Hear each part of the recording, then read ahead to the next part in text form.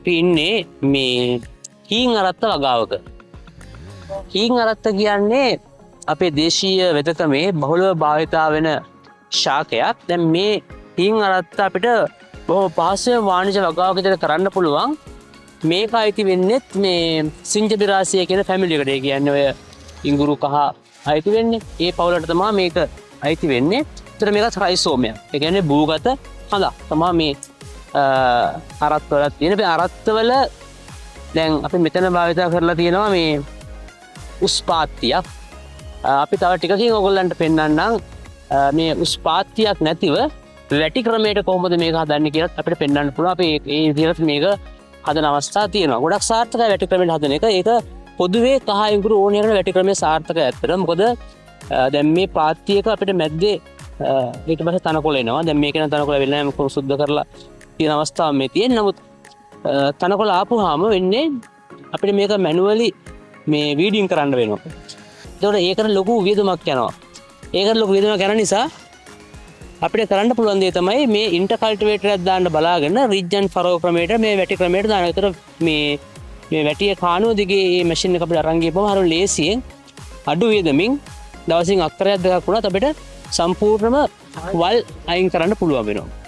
දැන් මේ ඔය ඉඟුරු කහ වෙන ඕන ප්‍රදේශයක තෙත කලාපේ අතරමැදි කලාපේ සහ වතුර සැපීම ලබා දෙන්න පුළුවන් නම් අපිට ඔය මේ වියලි කලාපයට ආසන්න අතරමැදි වියලි කලාපයේ ආසන්න ප්‍රදේශ වලත් මේක වගා කරගන්න පුළුවන් භෝගයක් විදිහට වාණිජ වගාවක් විදිහට. දැන් අපි මේකේ ප්ලාන්ටින් මැටීරියල් එක විතර ගන්නේ රයිසෝම් එක. ඒ කියන්නේ මේ භූගත කඳ කැබලි තමයි මේකේ භාවිතා කරන්නේ ප්ලාන්ටින් මැටීරියල් එක විදිහට. ඊට පස්සේ ඒව සාමාන්‍ය ප්‍රමාණයෙන් ඒකේ අපි කියනවා ඒ භූගත කඳ කැබැල්ල තියෙන්න ඕන ස්ප්‍රවුට්ස්. ඒ කියන්නේ ඒකේ ඊළඟට ශාකයක් එන්න ලෑස්ති වෙලා තියෙන කඳ කැබැල්ලක් තමයි පාවිච්චි කරන්න ඕන. අරගෙන දාපුවාම මේකේ දාලා අපිට වසුන් කරන්න පුළුවන්.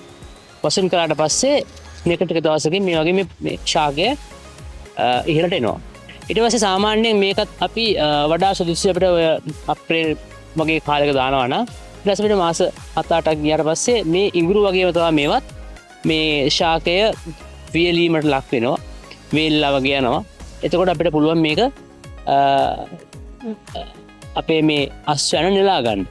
එතකොට දැන් මෙතන අපිට පොහොර විදිහට භාවිත කරන්න පුළුවන්. අක්කරයකට ටොන් 5-8 ප්‍රමාණයෙන් කාබනික ද්‍රව්‍ය දාන්න පුළුවන්. ඒක කොම්පෝස්ට් වෙන්න පුළුවන්, ගොම පොහොර වෙන්න පුළුවන්, ඕන දෙයක් වෙන්න පුළුවන්. අක්කරයට ටොන් 5-8 ප්‍රමාණයෙන් දාන්න පුළුවන්. දාලා හොඳට මේක කලවම් වෙන්න ඕන. මේක මේ වැලි සහිත ලෝම පසක් ඉතා සුදුසුයි. මොකද ඕනෑම අවස්ථාවක මතක තියාගන්නත් රයිසෝමයක් ඕනෑම අවස්ථාවේ රූට් එක يعني මුල කොටස අපේ අස්වැන්නක් විතර ගන්නවා නම් වැලි ලෝම පස් තමයි වැදගත් වෙන්නේ. මොකද ඒක තමයි පහසින් මේක ඉදිරිලා එන්නේ. වැලි පස අපිට කොහොමදත් අපහසුයි හොඳ අස්වැන්නක් ලබා ගන්න. මැටි පස ඉතා අපහසුයි. මොකද මැටි පසේ ලොකු කම්පැක්ෂන් එකක් තියෙනවා සොයිල් එකේ. පස තද වෙලා තියෙන. ඒක නිසා මේ භූගත කඳන් ඉතා සාර්ථක වෙන්නේ නැහැ. එතකොට මේකත් අපිට සාමාන්‍ය අක්කරයකට කිලෝ පඳුරකට ගත්තාම පඳුරකට ග්‍රෑම් හොඳින් නඩත්තු කළොත් ග්‍රෑම් 500ක් විතර නිකන් අපිට අස්වැන්නකට යන්න පුළුවන්. හොඳ නඩත්තු කරපු පඳුරකින් ඒ කියන්නේ පස් ලං කරලා විටින් විට පස් ලං කරලා කාබනික පොහොර යොදලා ආදී කරලා මේ නඩත්තු කරන පඳුරෙන් ග්‍රෑම් 500 යන්න පුළුවන්. එහෙම වුණාම සාමාන්‍ය අපි දැන් මේ ස්පේසිං ඕගලන්ට පේනවා අඩි අපි දැන් මේ ගත්තොත් එහෙම අඩි 2.2කට වගේ තමයි මෙතන ස්පේස් කරලා තියෙන්නේ. මේ පරතරය දීලා තියෙන්නේ. එතකොට සාමාන්‍යයෙන් පැල 10ක් විතර වැටෙනවා. එතකොට සාමාන්‍යයෙන් හොඳ අස්වැන්නක් අපිට කිලෝ 3-4000ක් අස්වැන්නක් එනවා. ඉතින් ඒක අපිට වියලලා සකසගත්තට පස්සේ හොඳ ආර්ථික වශයෙන් වටිනාකමක් ලබා දෙන්න පුළුවන් භෝගයක් තමයි මේ හීන් අරත්ත කියන්නේ. ඉතින් මේක තමයි හීන් අරත්ත සම්බන්ධව අපිට කතා බහ කරන්න තියෙන වැදගත් දේ. මේක සෑම ආකාරයකට සෙවණ ප්‍රිය කරන ශාකයක්. සාමාන්‍ය මේ වගේ පොල් වගාවක ආර්ධ සෙවණ යොදන්න පුළුවන්. ඉතා පහසුවෙන් හොඳට වෙනවා.